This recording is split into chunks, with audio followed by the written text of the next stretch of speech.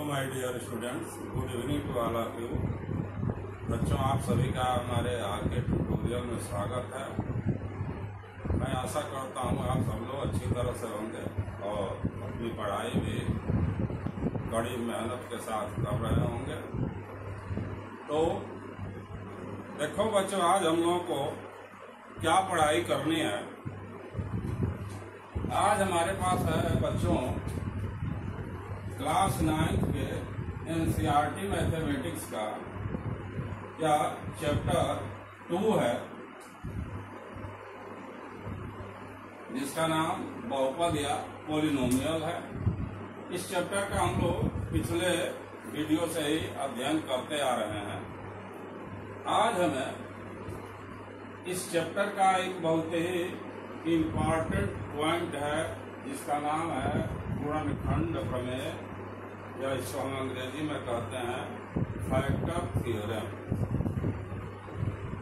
तो इस गुणनखंड प्रमेय या फैक्टर थ्योरम का आज हम लोग डिटेल अध्ययन करेंगे, क्योंकि यही ऐसा प्रमेय है जिसके आधार पर इस प्रश्नावली 2.3 के एक क्वेश्चन को छोड़कर यह पूरी प्रश्नावली हल होगी और उसमें हमें इसी थ्योरम को अप्लाई करना होगा। इसलिए इस प्रश्नावली को शुरू करने से पहले हमें इस गुणनखंड प्रमेय को भली भांति समझ लेना आवश्यक है। तो चलो बच्चों, हम लोग अपनी पढ़ाई शुरू करें।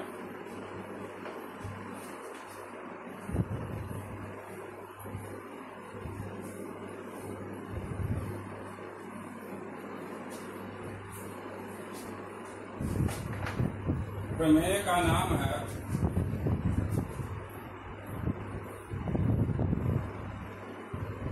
गुणनखंड प्रमेय,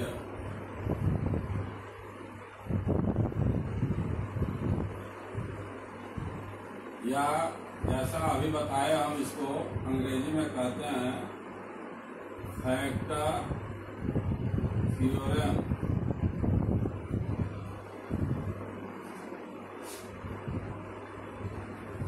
पहले इस गुणनखंड प्रमेय के स्टेटमेंट को समझा जाए बच्चों, इसके बाद हम इसको इस तरह समझाने का प्रयास करेंगे कि आप लोगों का कॉन्सेप्ट बिल्कुल क्रिस्टल क्लियर हो जाए। स्टेटमेंट ये है इस प्रमेय का कि यदि px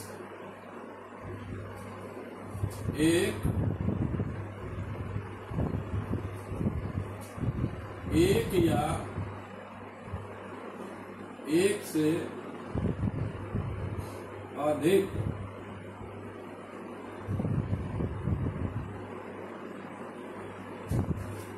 घात का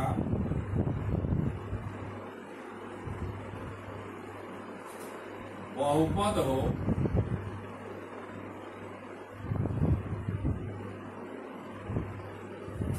तथा ए एक वास्तविक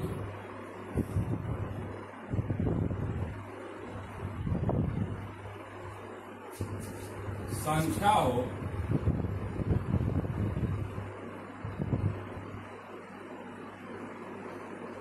तो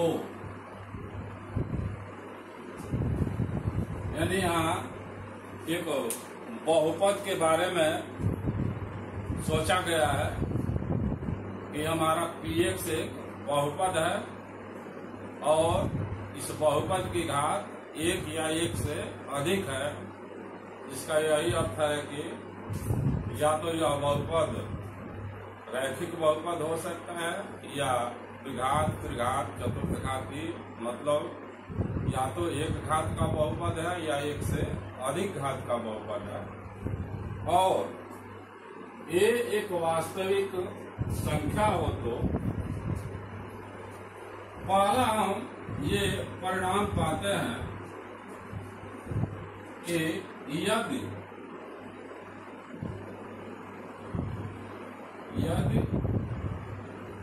PA इक्वल्स 0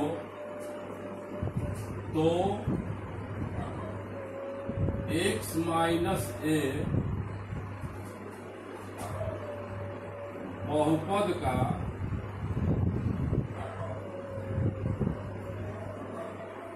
गुणनखंड है या होगा,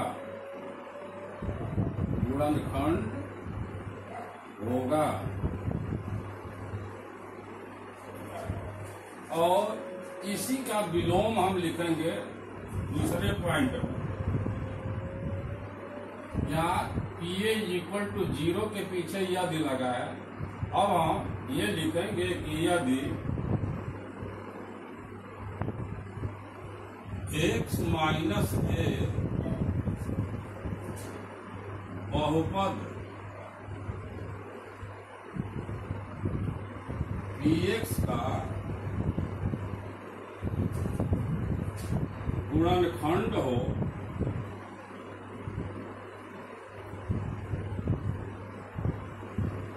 तो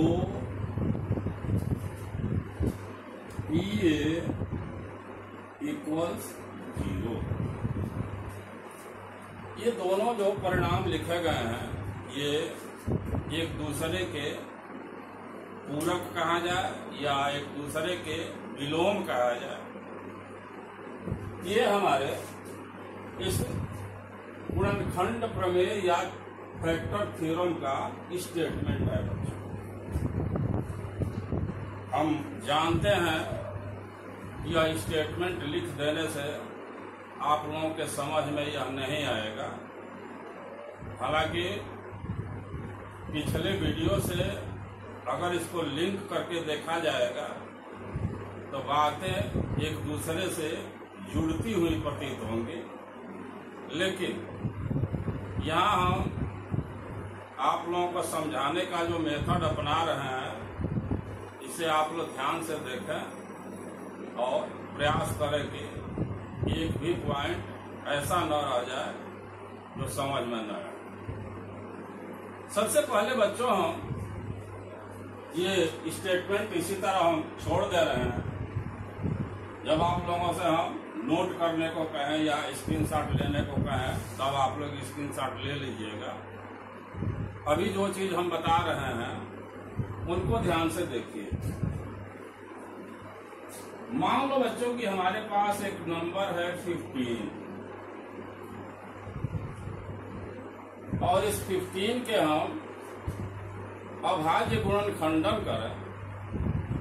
इसके गुणनखंड हमको मिलेंगे 1, 3, 5 और 5 के बाद 15 में। ये बहुत ही बेसिक पॉइंट से हम शुरू किए हैं बच्चों। यहाँ से बिल्कुल ध्यान से समझने की कोशिश करें। अब देखो बच्चों, अगर हम इस 15 को 1 से डिवाइड करें तो हम पाएंगे यहाँ क्वोशंट में हमको 15 मिल रहा है और शेषफल हमारा 0 हो। इस तरह से फिर इसी 15 को अगर हम 3 से डिवाइड करें तो यहां पर भी हमको शेषफल 0 मिलेगा। 5 से डिवाइड करें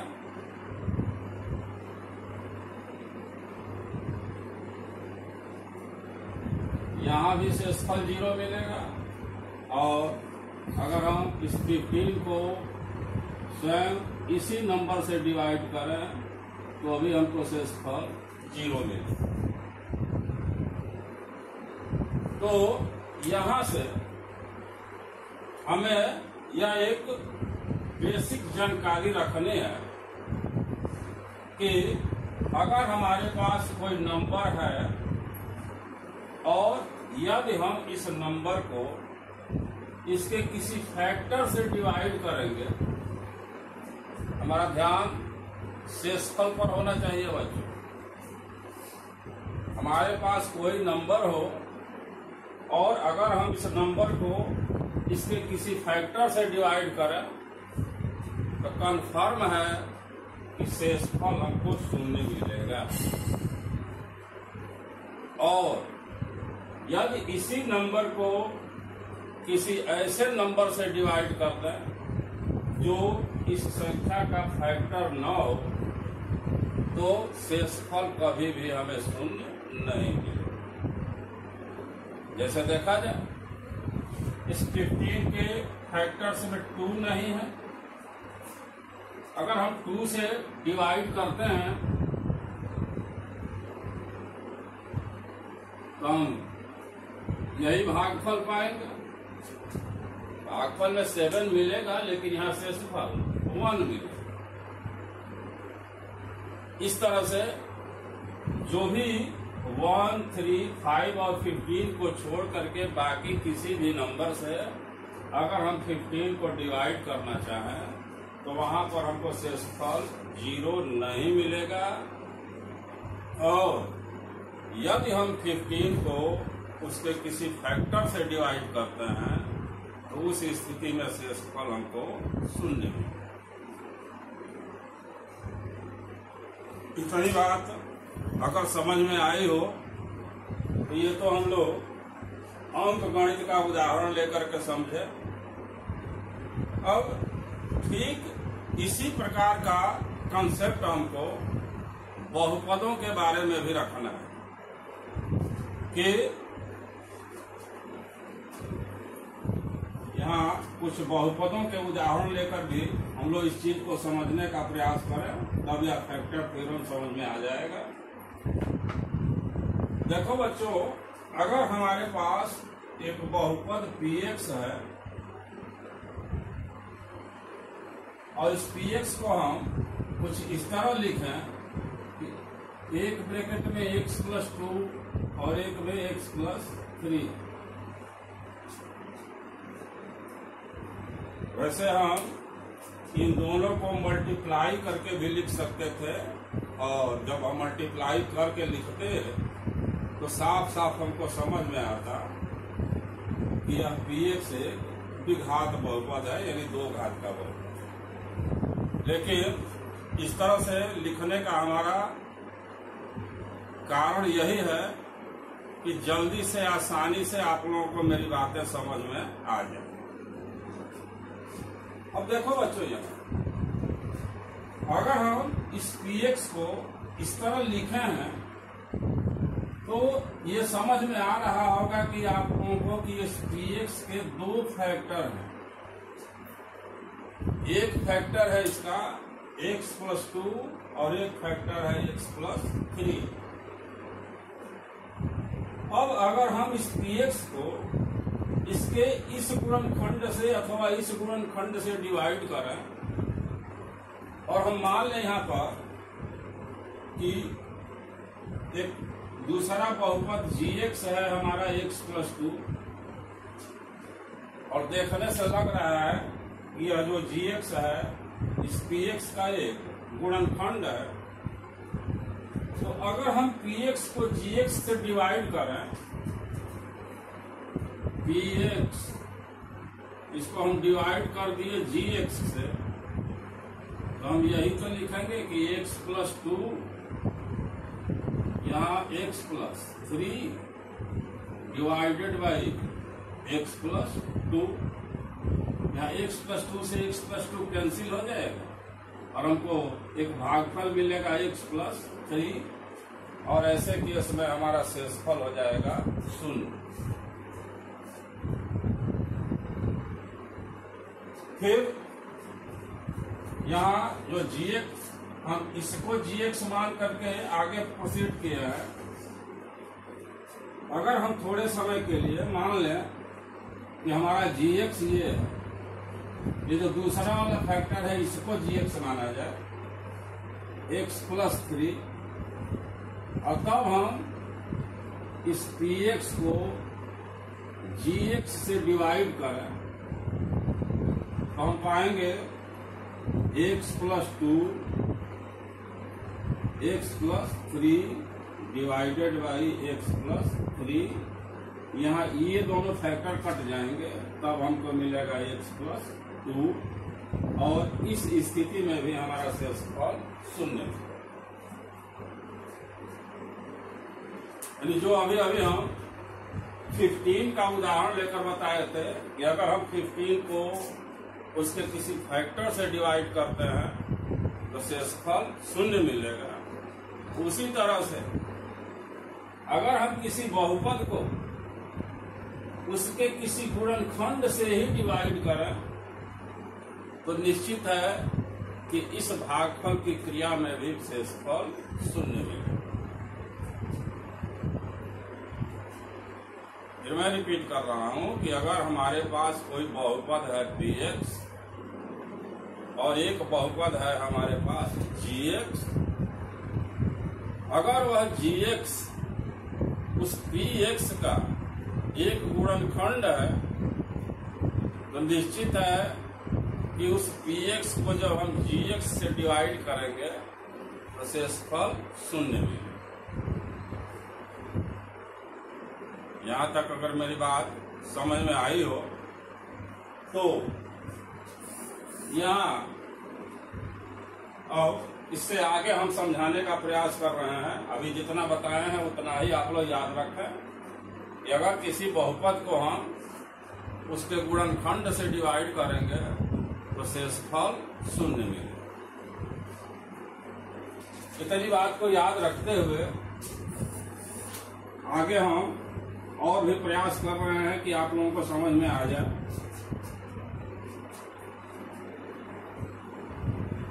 यहाँ हम देख रहे हैं कि इस px को जब इस gx से डिवाइड किया है तो भागफल x+3 मिला है, लेकिन शेषफल 0 मिला है।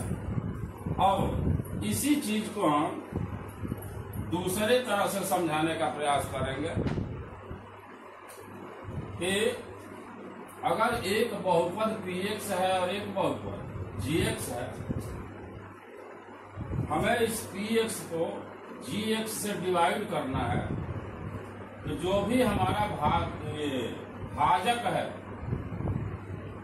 अगर हम px को gx से डिवाइड कर रहे हैं तो हम px को कहेंगे भाज्य और यह कहलाएगा भाजक। तो जो भी हमारा भाजक है इसको हम 0 के इक्वल लिखें और यहां से x का मान प्राप्त करें जो हमें -2।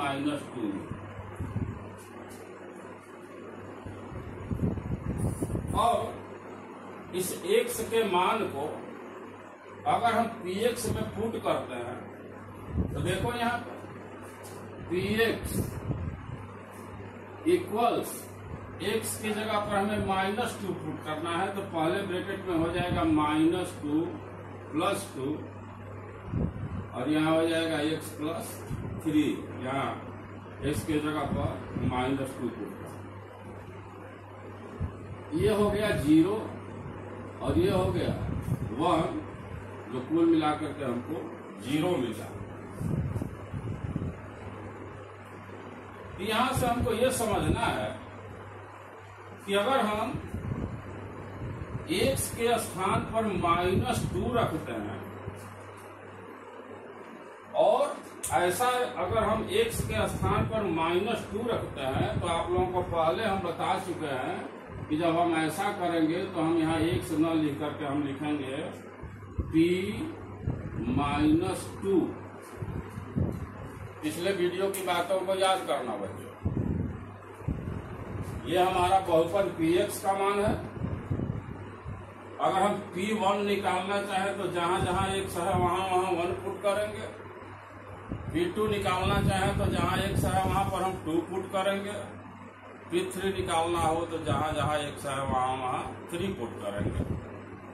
तो अगर हम इस x की जगह पर -2 पुट कर रहे हैं तो अब हम उस बहुपद को p-2 लिखेंगे और इस p-2 का मान क्या मिल गया जीरो मिल गया। इन्हीं दोनों को लिंक करना है एक दूसरे से कि हम x की जगह पर -2 पुट किए और इस -2 का मान 0 मिल गया। यहां से ये कंफर्म हो जाएगा कि आप -2 को इधर कर दो और तब हम पाएंगे x + 2 और हम कहेंगे कि यह x + 2 इस बहुपद का एक गुणनखंड है।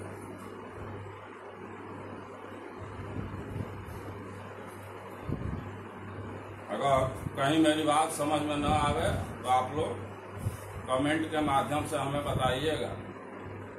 हम धीरे धीरे अपने इस गुणनखंड प्रमेय की तरफ बढ़ रहे हैं। एक हम उदाहरण यहाँ लिए हैं, फिर समझा रहे हैं, समझने का कोशिश करें आप। अब सारी पिछली बातें जो अभी अभी हम बोले हैं उनको भूल जाइए। एक बहुपद है px, यह है x + 2 और दूसरे ब्रैकेट में x + 3। एक बहुपद है हमारे पास gx, जिसका वैल्यू है x + 2। अभी अभी हम भाग दे करके दिखाए थे आप लोगों को कि अगर हम px को gx से डिवाइड करते हैं तो शेषफल 0 आता है। और उस शेषफल के 0 आने का कारण था कि हमारा gx इस px का एक गुणनखंड था। और कोई बहुपद किसी दूसरे बहुपद का गुणनखंड है कि नहीं है, ये जानने के लिए हमारा जो भी यह भाजक दिया हुआ है या जो दूसरा बहुपद दिया है, इस बहुपद को हम 0 के इक्वल लिख लेंगे। यहाँ से हम x का वैल्यू निकाल लेंगे और अपने बहुपद का मान x के इसी वैल्यू पर निकालें। और अगर यह बहुपद 0 बन करके मिल जाए तो यहाँ से ये स्पष्ट होता है कि अगर x बराबर -2 है तो इसको हम इधर पक्षांतर करके लिखेंगे x + 2 बहुपद का एक गुणनखंड है। या अगर मान लो थोड़े समय के लिए x = 2 हम रखते होते और 0 मिल गया होता, तब हम कहते इधर आता तो कि x - 2 बहुपद का एक गुणनखंड है।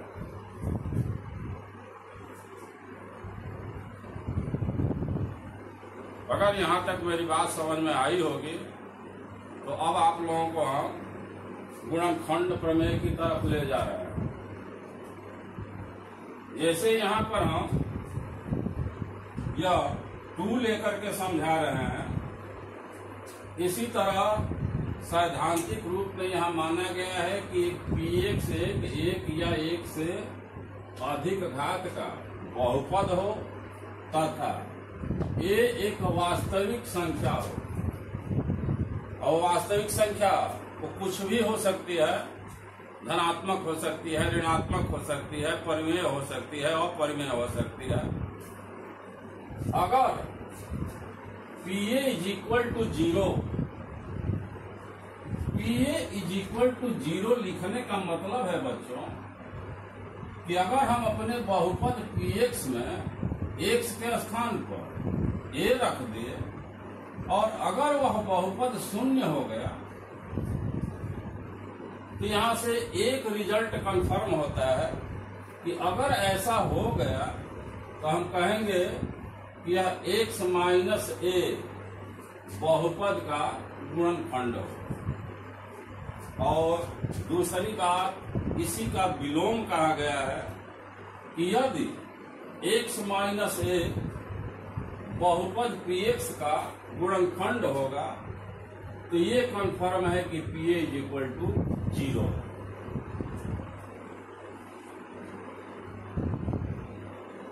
अगर मेरी बात समझ में आ गई हो तो अच्छी बात है, नहीं समझ में आई हो तो अब आगे हम प्रश्नों के माध्यम से इसको और क्लियर करेंगे। तब तक के लिए आप लोग ये जो गुणनखंड प्रमेय का क्या होता है स्टेटमेंट में, क्या हम इसको लिखते हैं, इसे आप लोग या तो नोट कर लें या स्क्रीनशॉट लें।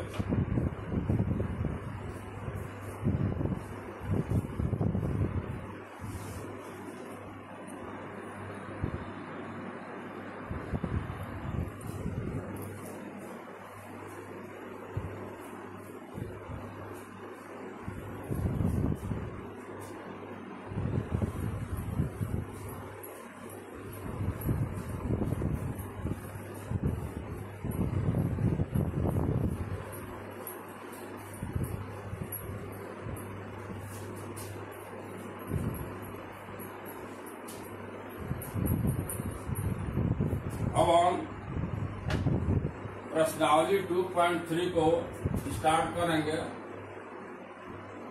और इनके प्रश्नों के माध्यम से इस गुणनखंड प्रमेय को और भी क्रिस्टल क्लियर करने का प्रयास करेंगे। इसमें प्रश्न 1 है बच्चों,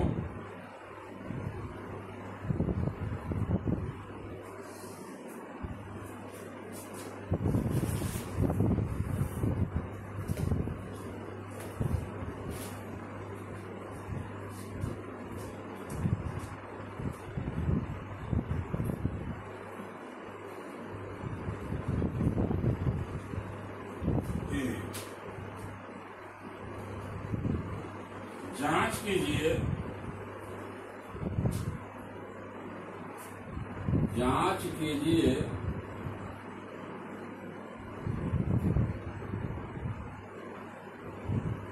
कि निम्नलिखित बहुपदों में से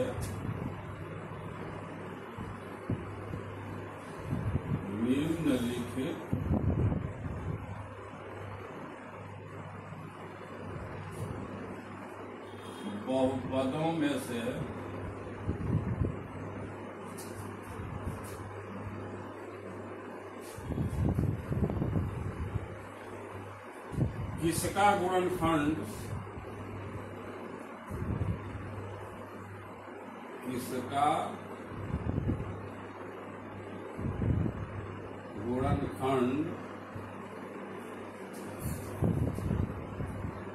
x+1 है।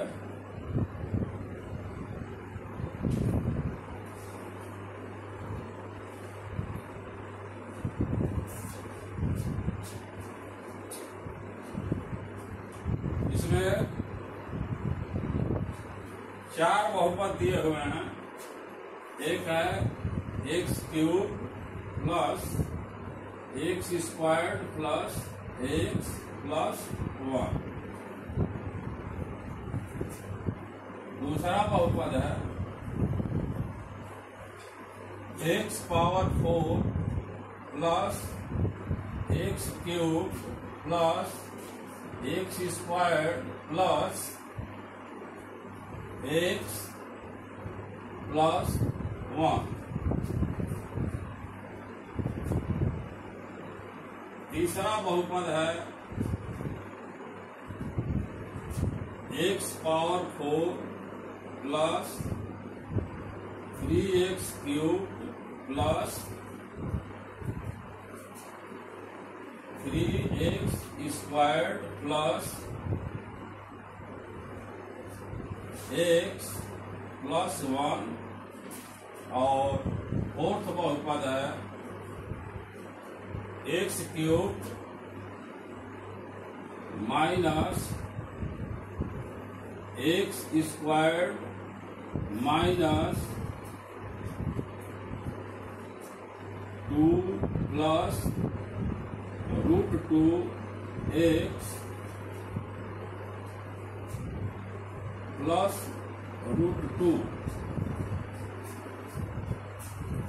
ये 4 बहुपद दिए गए हैं।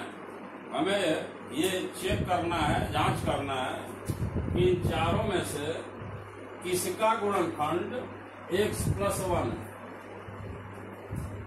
ध्यान से देखें कैसे हम हल कर रहे हैं।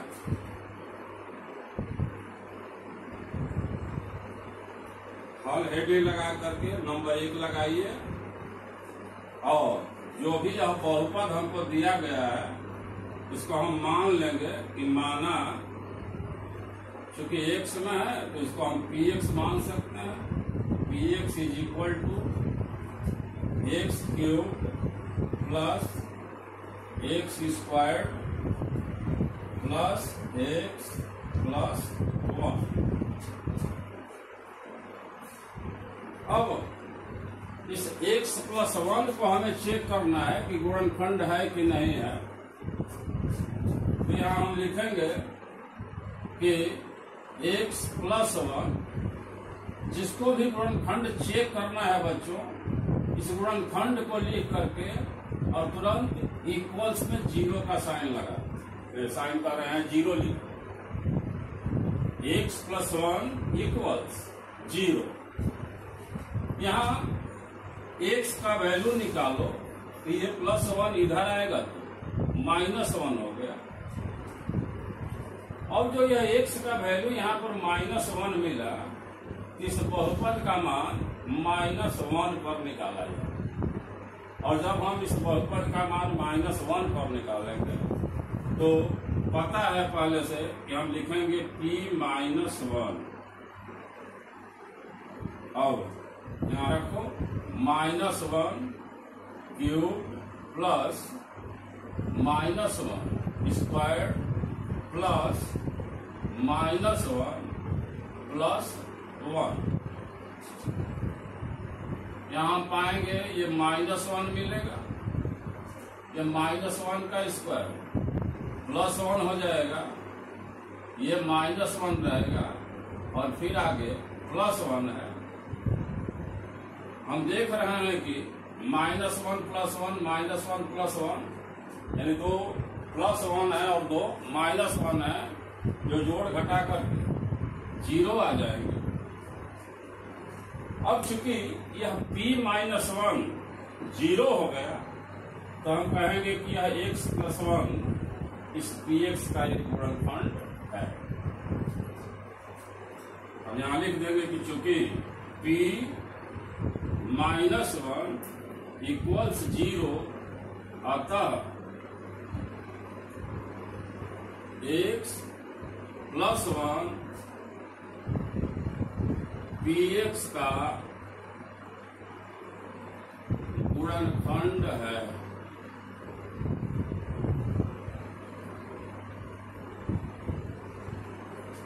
फैक्टर थ्योरम से अगर इसको टैली कराया जाएगा तो जो वहां पर 2 स्टेटमेंट लिखा गया था, एक ही जगह पर यहाँ पर क्या है माइनस 1 है। px हमारा यह एक 3 घात का बहुपद है और जो हम लिखे थे कि a एक वास्तविक संख्या है तो उस a के स्थान पर यहाँ पर हमको माइनस 1 मिला। और ये लिखा गया था कि यदि pa इज इक्वल टू 0 तो हमको मिल गया कि p माइनस 1 इक्वल टू 0। अब फैक्टर थ्योरम में यही तो लिखा गया था कि यदि pa इज इक्वल टू 0 तो x माइनस a बहुपद का एक गुणनखंड होगा। तो यहाँ पर भी हम वही अप्लाई करेंगे कि यदि p minus 1 equal to 0 therefore x plus 1 बहुपद का एक गुणनखंड होगा। हमें उम्मीद है अब गुणनखंड प्रमेय समझ में आ रहा होगा। इस दूसरे पार्ट को यहाँ हम हल कर रहे हैं, सेम इसी प्रोसेस से हल करेंगे। इस दूसरे को भी हम नोट कर लेंगे कि माना px इक्वल्स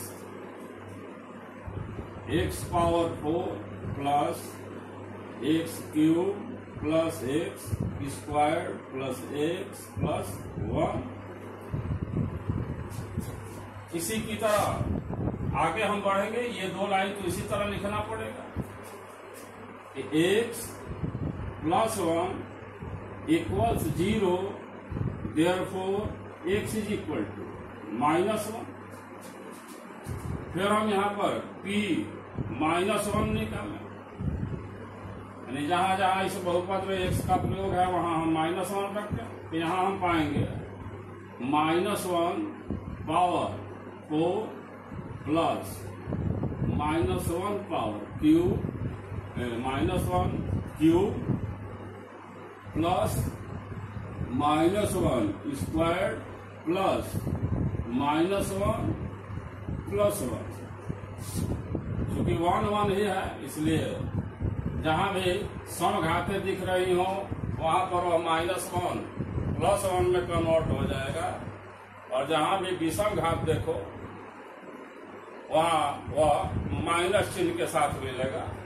यहाँ -1 पर 4 घात है जो एक सम घात है तो ये प्लस का 1 बन जाएगा। यहाँ -1 पर विषम घात 3 दिखाई दे रही है तो ये -1 बनेगा। यहाँ फिर सम घात है तो यह +1 बनेगा। फिर यहाँ -1 है और फिर लास्ट में +1 है। यहाँ हम देख रहे हैं कि ये 3 1 प्लस साइन के साथ हैं और ये 2 1 माइनस साइन के साथ हैं, तो सब कुछ मिला जुला करके यह हमको +1 मिलेगा।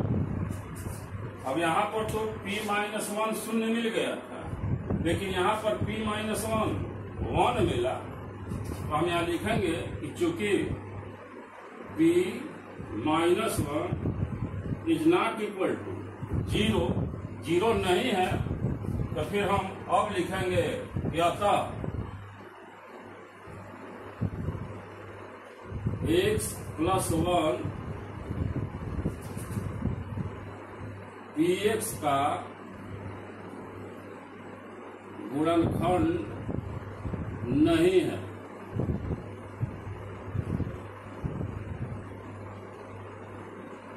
अब आप लोगों को समझ में आ रहा होगा कि एक ही प्रोसेस हमको हर बहुपद में करते जाना है।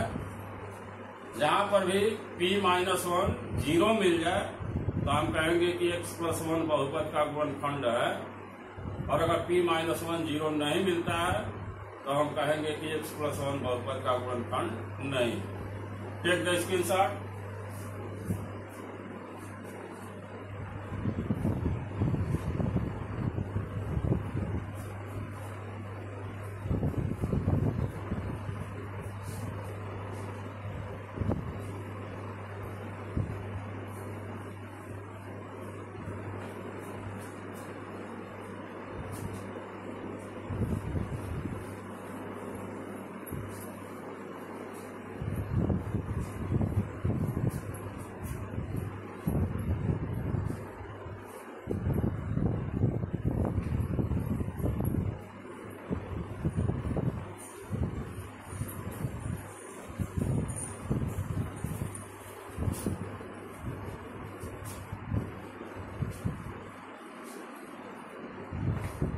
इसी क्वेश्चन नंबर 1 का जो थर्ड पार्ट था,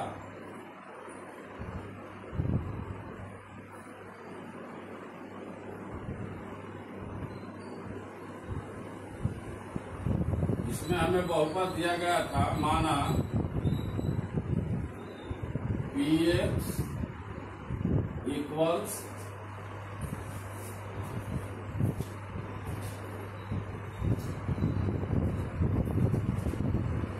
x power 4 plus 3x cube plus 3x square plus x plus 1।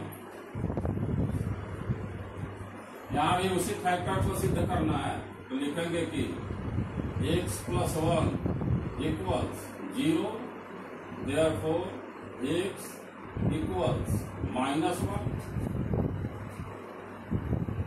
p-1 मान पुट किया जाए x का, -1 पावर 4 प्लस 3 इंटू -1 पावर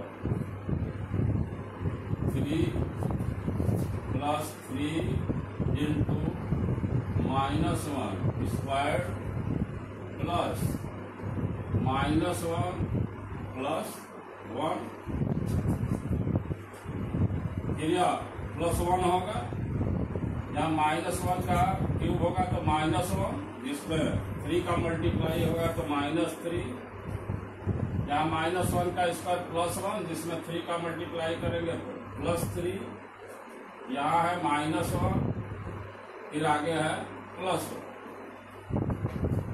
यहाँ भी हम देख रहे हैं कि ये -3 + 3 कैंसिल हो जाएगा, +1 -1 कैंसिल हो जाएगा, तो यहाँ पर भी हमको 1 मिलेगा। यह 1 किसका वैल्यू है? p-1 का। यहाँ हम लिखेंगे कि चूंकि p-1 is not equal to 0, जब 0 नहीं है तो हम क्या परिणाम लिखेंगे? अतः x + 1 px का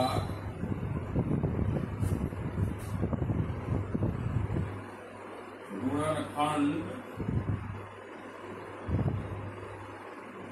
नहीं है।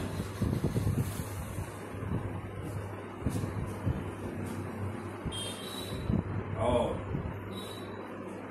यहाँ चौथे पार्ट को हल कर दिया जाए। माना px equals x³ minus x² minus 2 plus √2x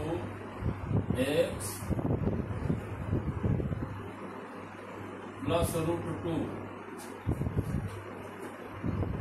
यहाँ x + 1 equals 0, therefore x is equal to -1, therefore p-1 equals, मान पुट किया जाए यहाँ पे, -1 cube minus -1 square minus 2 plus √2 into -1 plus √2। ये होगा -1, ये -1 का स्क्वायर 1 और पीछे माइनस साइन है तो -1।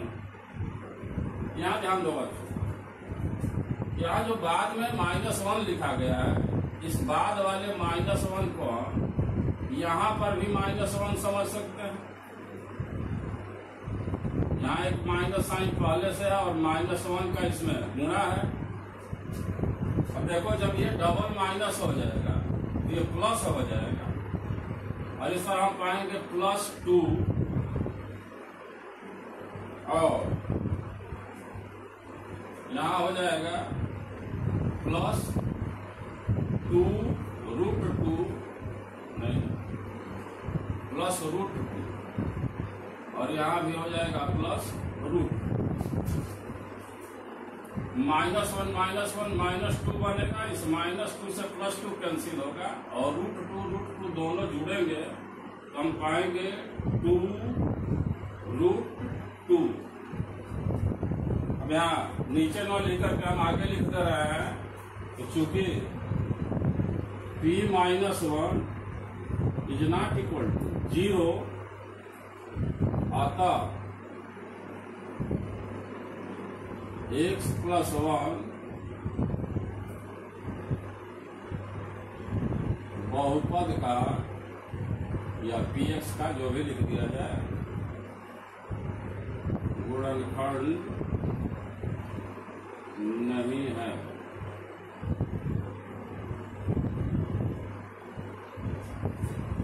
देखते स्क्रीनशॉट।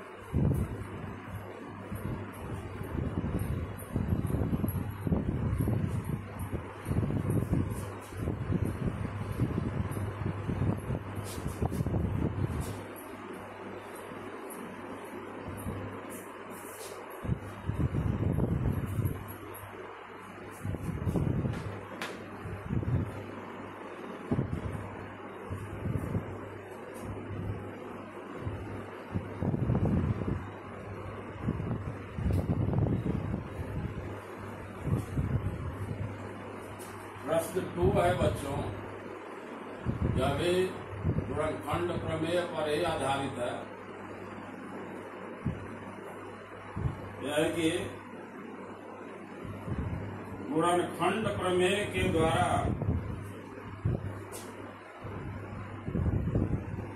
गुणनखंड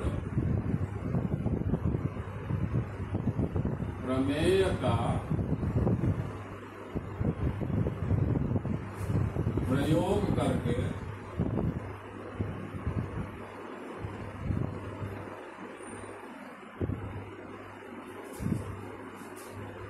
बताइए कि निम्नलिखित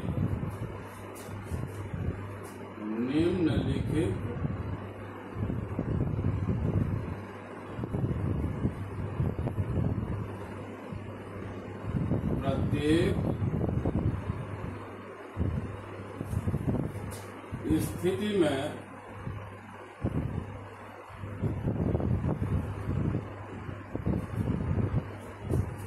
GX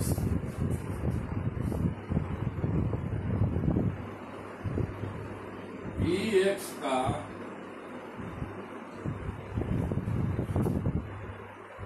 गुणनखंड है या नहीं। बिल्कुल अभी जो हम लोग प्रश्न हल किए हैं हूबहू वही प्रश्न है बच्चों, केवल थोड़ा प्रश्न में या जिसको हम लोग स्टेटमेंट में कहेंगे शब्दों का हेरफेर है। देखो यहाँ पर फर्स्ट पार्ट में दिया हुआ है px equals 2x cube plus x square minus 2x minus 1 और आगे गामा देकर यहाँ gx दे दिया गया है। इस gx का वैल्यू है x प्लस 1। पिछले प्रश्न में भी x प्लस 1 को ही हमें चेक करके बताना था कि बहुपद के गुणनखंड है या नहीं, और इस प्रश्न में भी हमारा gx वही है। सेम प्रोसेस से हम हल करेंगे। यहाँ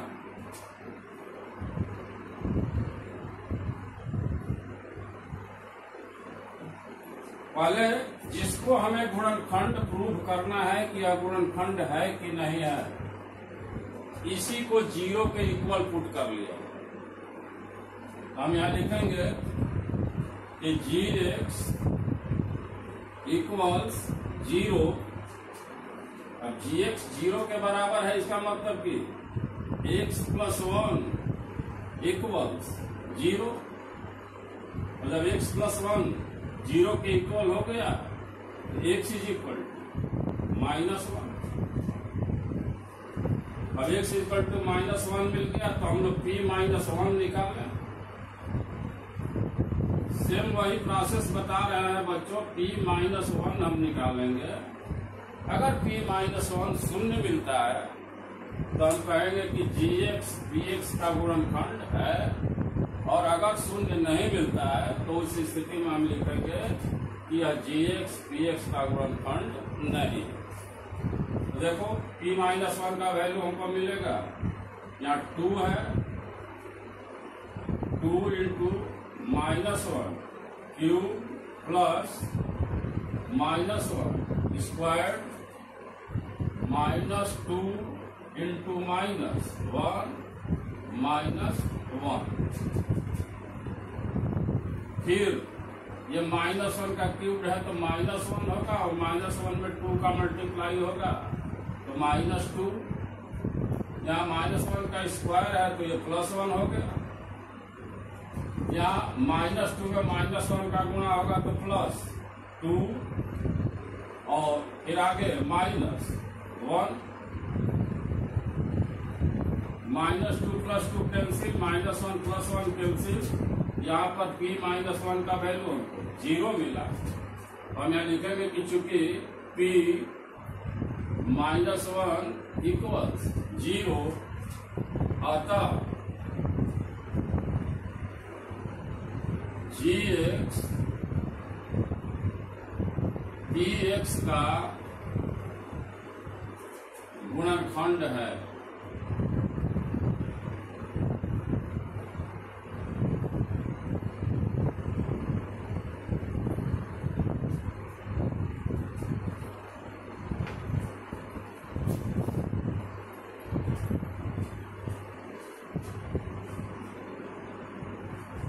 दूसरे पार्ट को यहां हल कर रहे हैं हम। px equals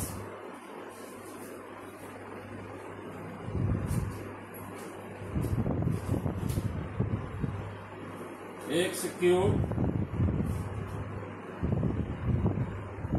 plus 3x square plus 3x + 1 और gx है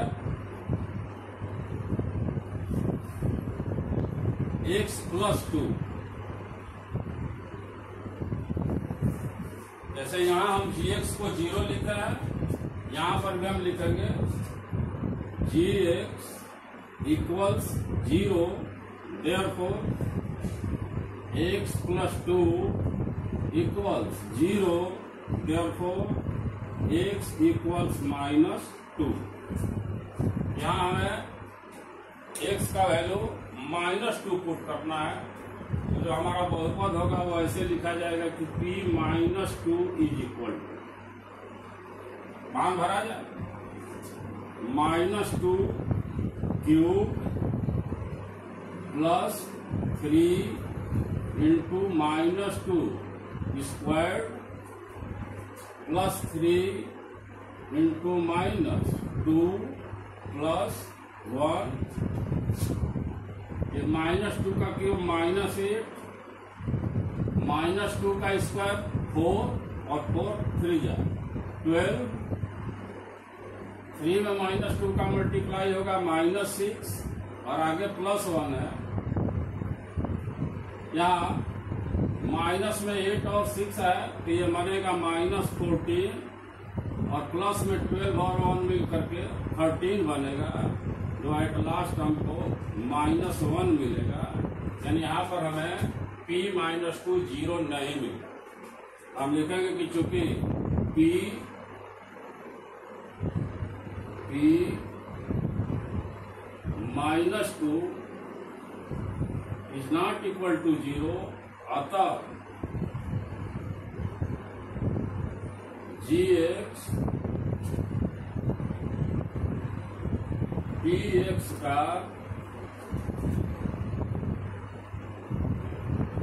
गुणनखंड नहीं है। Take the screenshot.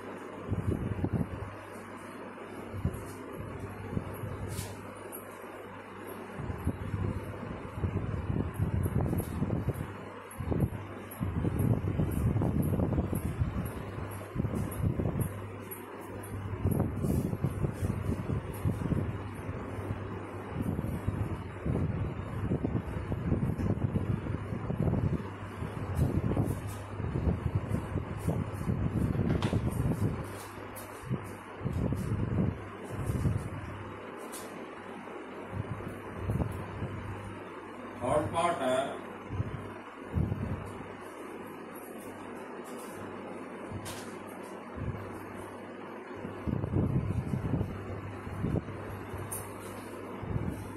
px is equal to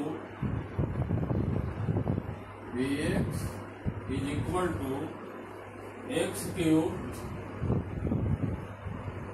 minus 4x squared plus x plus 6 और gx है x minus 3 gx equals 0, therefore x minus 3 equals 0, therefore x equals 3। अब यहाँ हम लिखेंगे कि P3 जहाँ जहाँ बहुपद में x है वहाँ 3 पुट किया जाए, तो यहाँ पाएंगे 3 cube minus 4 into 3 square plus 3 plus 6, ये 3 का क्यूब 27 होगा, ये 3 का स्क्वायर 9 और 9 में 4 का मल्टीप्लाई होगा तो 6 और प्लस 3 और 6 जोड़ेंगे तो 9, यहाँ ये दोनों प्लस वाले जुड़ेंगे तो 36 माइनस 36 विच इज 0। यहाँ हम लिखेंगे कि चूंकि P3 इक्वल्स 0 अतः इसको हम लिखेंगे gx को, अतः gx px का गुणनखंड है। स्क्रीनशॉट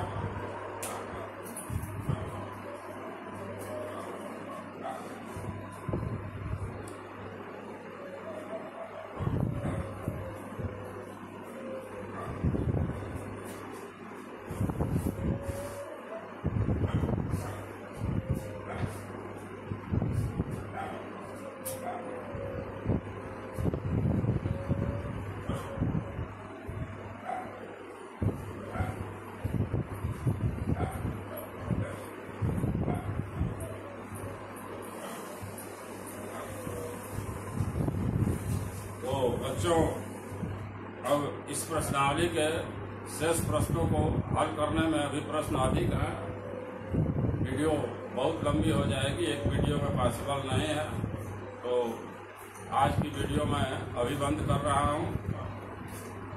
अगर आप लोगों को मेरी पढ़ाई पसंद आती हो तो आप लोग मेरे चैनल को सब्सक्राइब करें, वीडियो को लाइक करें, अपने दोस्तों में शेयर करें, ताकि और भी बेहतरीन वीडियो आप लोगों के सामने जा सके और आप लोग उसका अधिक से अधिक लाभ उठा सकें। Thanks for watching my video, bye.